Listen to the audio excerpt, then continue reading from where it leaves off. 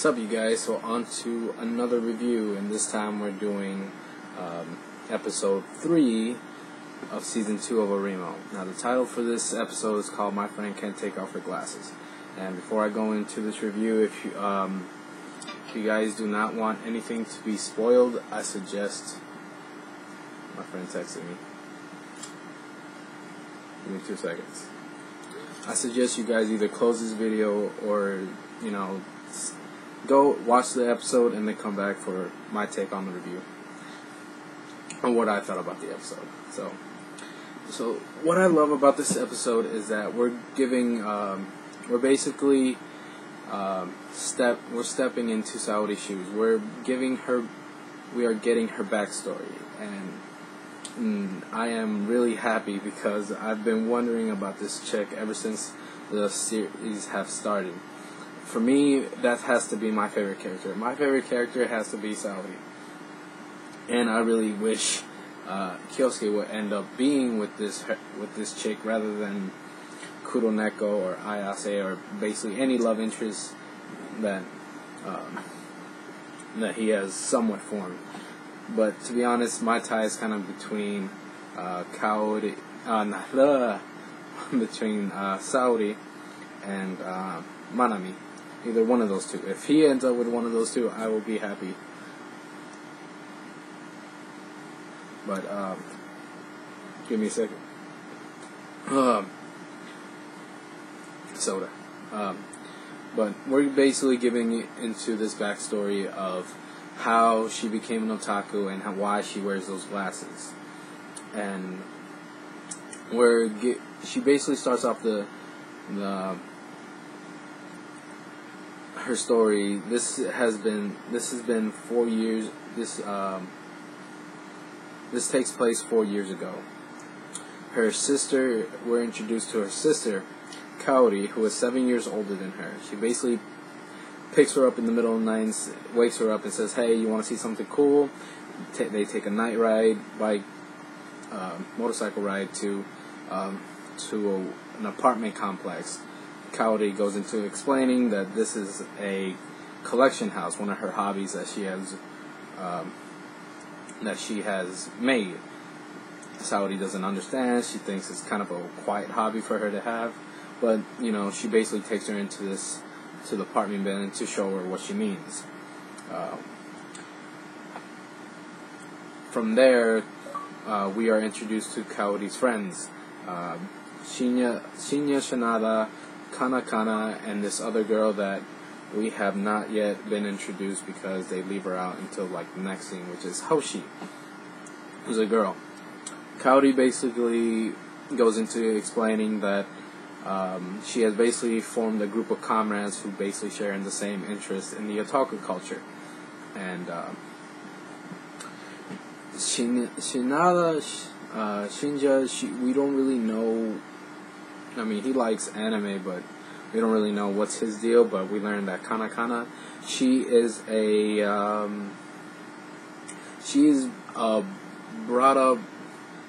manga author in the making, or she's on her way, or she's trying to be.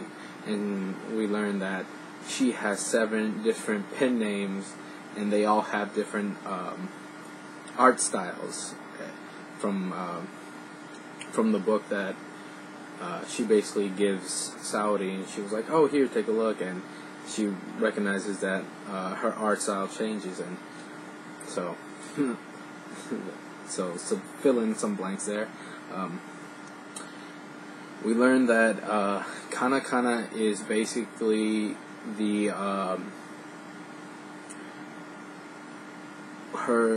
Saori's current otaku self was largely cultivated by her.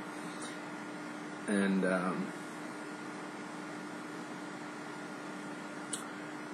as Saori enjoys having conversations with her sister's friends and trying to break out of her shell, Kaori as you see progress in the episode, she's not really she's not really involved that much with her friends. She's just there, but she's kind of that person that's there, but she's not really getting involved, if you get what I'm trying to say. And it's kind of weird. I mean, if you started this group, why would you not try to be involved? We see Saudi having fun. She's, making friends with these people. She's breaking out of her shell, trying to not be shy no more. Oh, and by the way, the name of this place that Saudi has named, or Saudi has been being brought to countless of times. I just ate, and that's why I've been burping a lot. But the place is called Pretty Garden, and it is pretty because what otaku would not like to walk into a room and you see nothing but anime-related games and figurines and anime, DVDs, Blu-rays, sorts. But back to what I was saying. Her sister doesn't really get involved with the group as much, and we see it starts progressively, getting bad.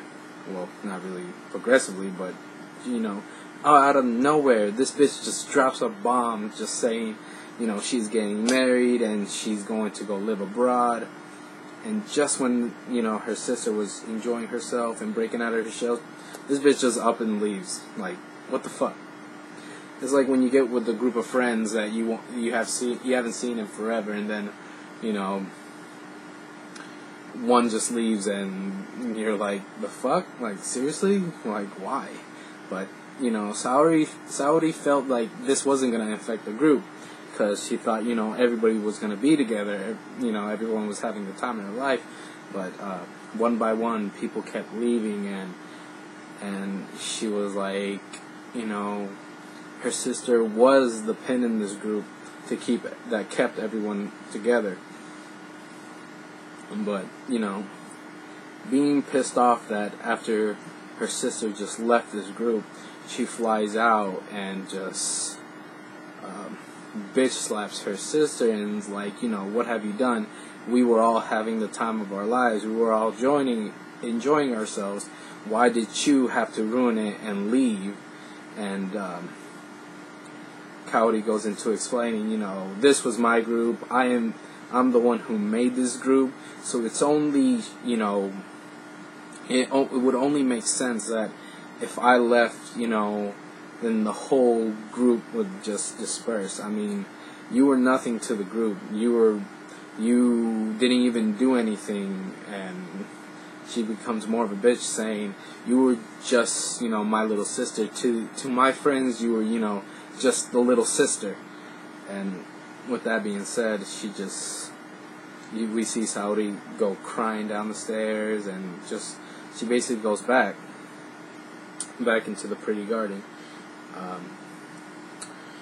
Furious by what has happened between her and her sister, by what she said, she just gets up and shouts and vows, I'm going to show you up. I'm going to make my group of friends. I'm going to be better than you and whatnot.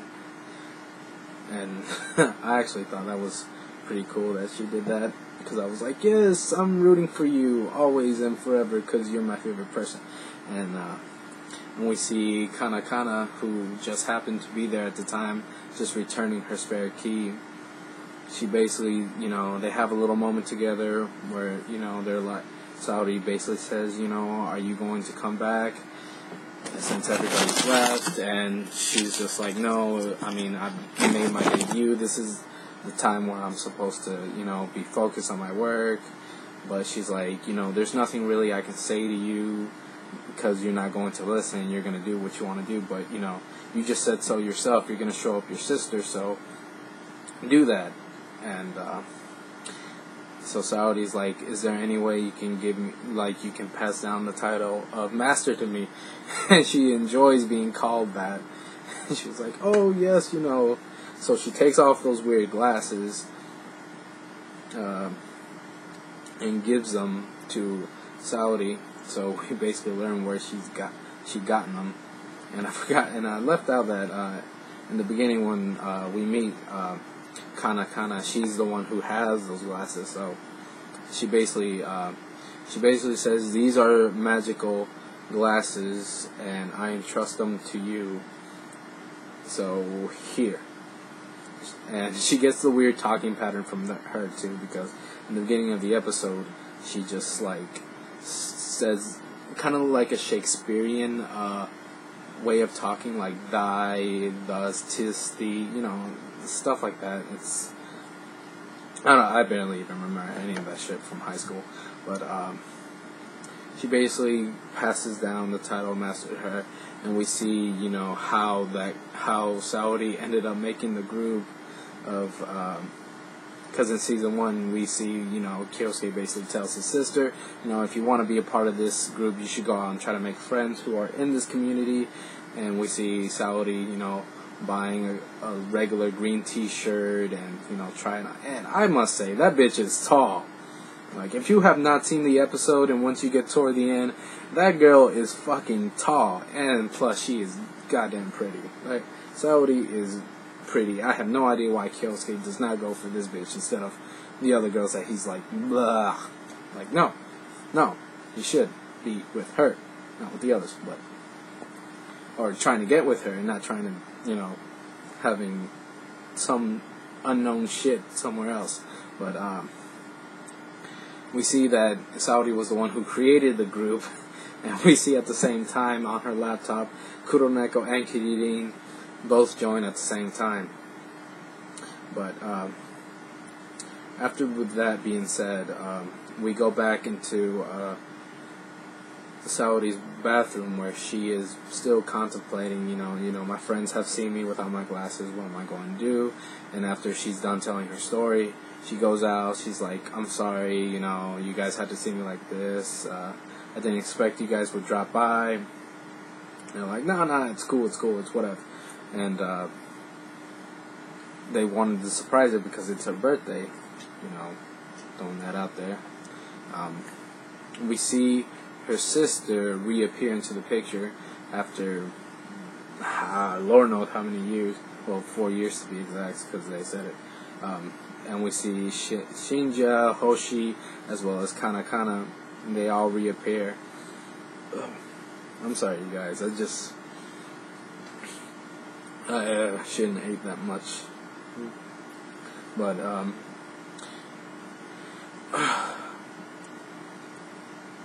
everybody basically reappears into a picture, and she's like, it's only, you see Kaori kind of bragging, it's only naturals. If I call them up, if I call them up and hang out, then they're gonna come. So she was like, so what are you doing here? And Saori's like, well, I'm here with my friends, and it's my birthday, we're gonna have a party, we're gonna cosplay, we're gonna do whatever the fuck we like. She's like, oh, so, you have your own group of friends. And it's kind of weird, because after that, she kind of, walks out, and she's like, okay, well, there's nothing really I need to say to you, and she just pieces out. She dipsets. And everybody's like, oh, okay, see ya, bye. And before Kana left, and she's the girl with who basically gave her the glasses, she basically tells Saori, has she achieved her goal, because she was the one who basically walked in on her and said, oh, you said you were going to try to, outbest your sister. So, Saori goes into responding by saying she may not pair up with her sister, but she basically has found her own group of friends, her own precious friends. And right before, she kind of leaves, she points out that her sister has basically left her a present. A birthday gift, and it was right there. It says in little small writing, to my little sister, love your big sister.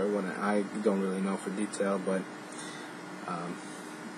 after they leave, she just snaps on the glasses, and she was like, you know what, let's get this party started. And before the end of the episode, well, right at the end of the episode, everybody's trying out cosplays. You see Kyosuke in almost a Prince of Darkness, close to resembling almost a Code Geass character, and you see whatever Kuroneko is one of the dark wizard Merudu. I don't even fucking remember, but she's the blue one, and Kirino has she's rocking out Kuroneko's outfit, and before the episode ends, we see, Saori just in regular clothes, looking, pretty and whatnot. And it ends with, "Who are you?" It's kind of funny, but overall, I enjoyed the episode. I thought the episode was great so far from what I've from this season. Only being on the third episode, that it's gonna be hard for me to like another episode. Maybe, I don't know. But I love this episode. Tell me what you guys thought about this episode. Write in the comments below. Check out all the cool shit that's in the description box. Those are my Crunchyroll. Always stream it on Crunchyroll. Best place to stream it at. This video is almost 16 minutes long. I'm trying to get better at cutting it down, but I want to try to tell you guys what I loved about the episode, so it's kind of hard for me to condense everything so small, but hope you guys enjoyed this review. I'm gonna do episode 4 tomorrow, so check that out. This loser person saying bye. Make sure to sign up for Crunchyroll, best place to stream it out, or pick up Hulu Plus. That's another way to get it too, but make sure you're streaming it legally, because that's cool. Bye, you guys.